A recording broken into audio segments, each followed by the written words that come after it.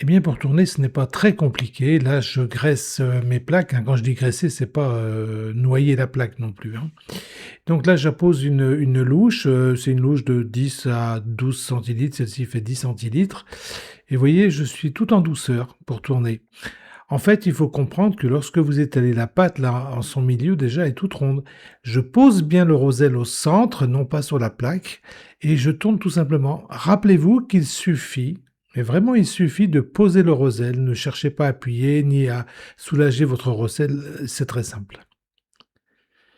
Donc quand vous estimez que c'est cuit, alors bien sûr la durée de la cuisson va dépendre effectivement de ce que vous allez en faire. Est-ce que c'est des crêpes que vous préparez, nature à garnir plus tard ou pour les vendre comme ça?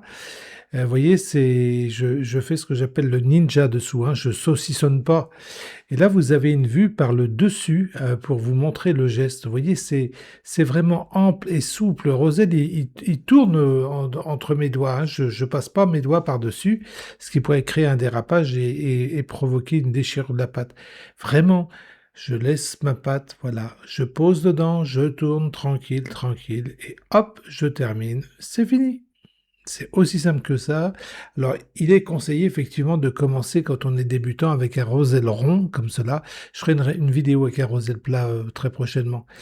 Il faut vraiment, ne pas chercher à être perfectionniste, ne cherchez pas à aller sur les bords tout de suite, essayez plutôt d'être homogène dans l'épaisseur, dans une certaine forme de régularité. Vous voyez, c'est très simple et vous remarquez que mon roselle est très bas.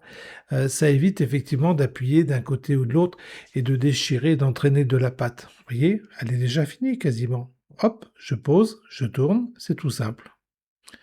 Bah, écoutez, j'espère que ce petit tuto vous aura aidé et je vous souhaite, ben, plein de bonnes crêpes. À bientôt, c'était Patrick.